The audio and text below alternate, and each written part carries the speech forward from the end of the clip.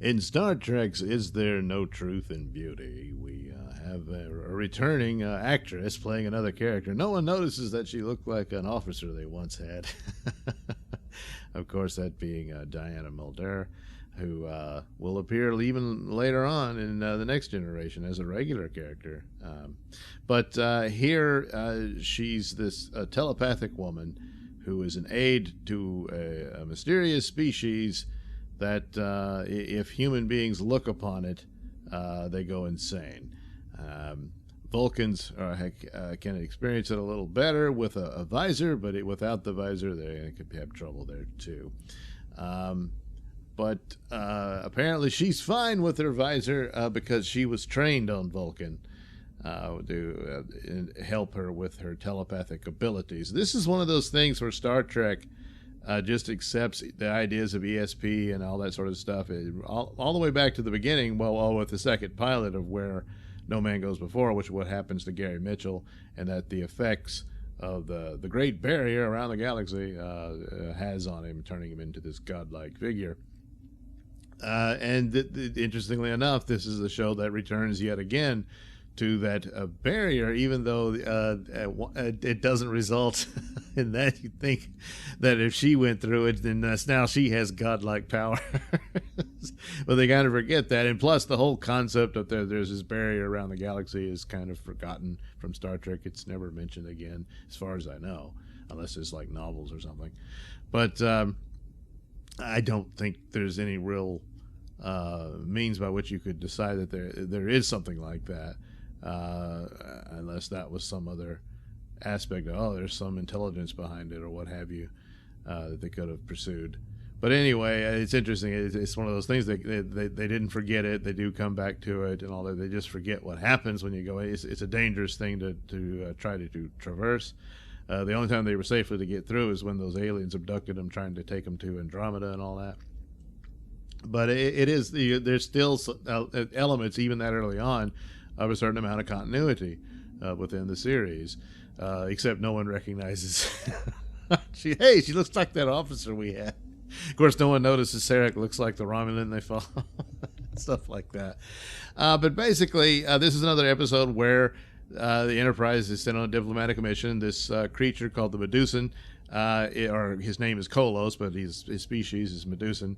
And it's an interesting idea that they take this, because a lot of the lack of budget and whatnot, and even the ability to actually craft alien-looking creatures, like if you wanted to have like jellyfish floating around or something like that, really bizarre-looking creatures that aren't just humans, painted green or something like that.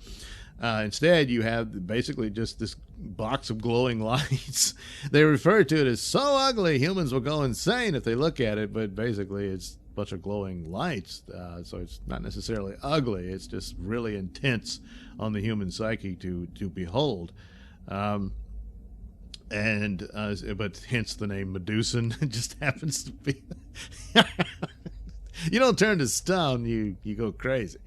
This Miranda Jones is the character she's playing, and of course every man on the ship is taken with her, and she's a beautiful woman and all that, but they're all enchanted with her, even Spock to a certain degree here, and all of that. But the nature of it is that despite her beauty, there might be some danger there, and plus there's this man that accompanies her, and he's in love with her, but she's not interested. She doesn't feel the same way about him.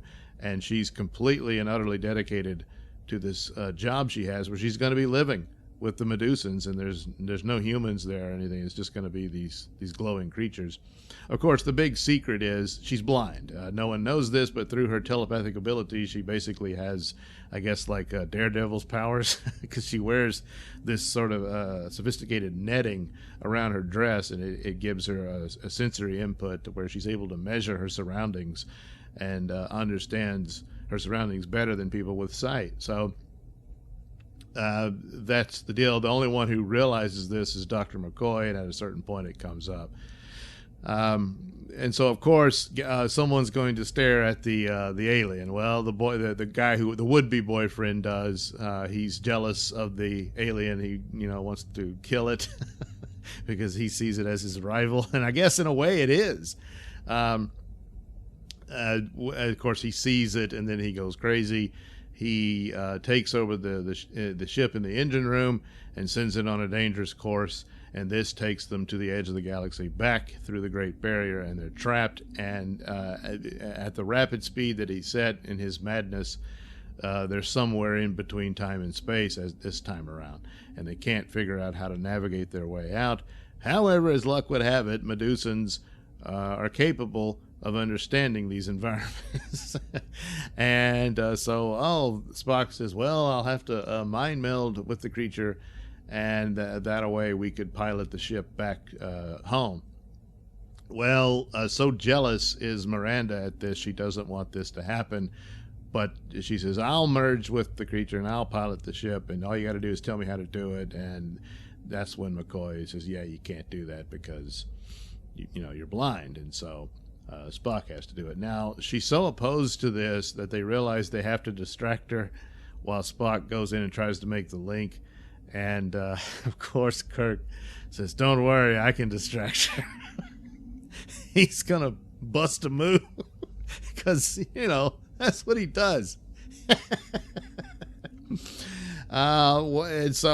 of course, Spock, it gets to do the mind meld, and so he and Kolos are one being, and he's able to pilot the ship out of the limbo that they're in, and they get back to the galaxy. And but Spock, as he goes back to dissolve the link, he forgets his visor, and he sees the creature, and he now suffers the same madness as the would-be boyfriend, Larry.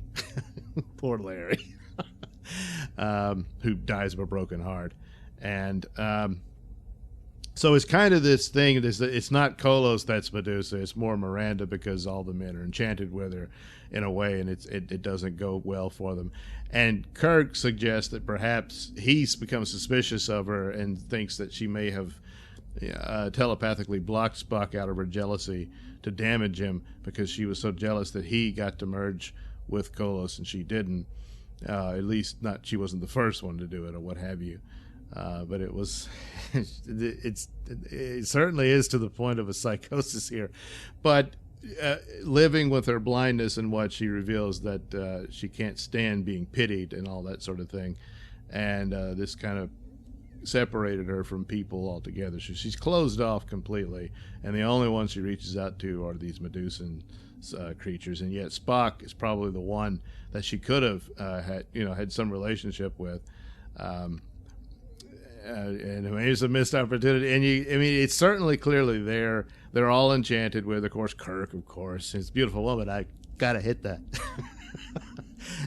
But at the end, when she leaves, is sort of, even after everything that's happened, whether or not she really did it, she denies it and everything. She ends up saving Spock, but who knows? But what the emotions and what she's driven to, it's left open there. And as she's leaving, it's obvious even Spock is somewhat taken with her, that she's enchanted him as well, just by the nature of who she is. And as she leaves, so it's a good episode. There's a lot of depths to it, more than just on what the surface is and how it plays out. And it, in a lot of ways, is quite simple. It's an on-the-ship show.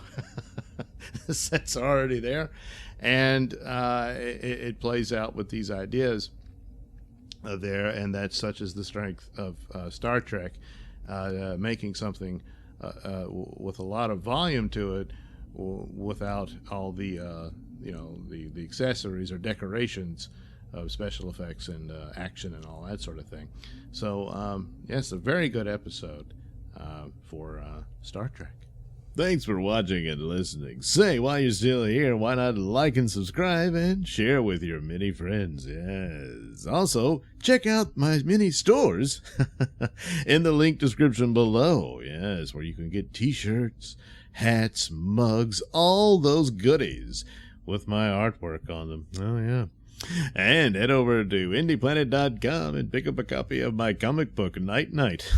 Oh, yeah. You can also catch me at my podcast, Mr Nailsin Show, on RadioMisfits.com. And you can also watch my videos on BitChute.com and now on Rumble.com. Oh, my goodness, so many places to watch me and my stuff. Oh, yeah. And if that's not enough for you, well, you can follow me on many social media platforms and say hi to your old pal, Mr. Nailsin.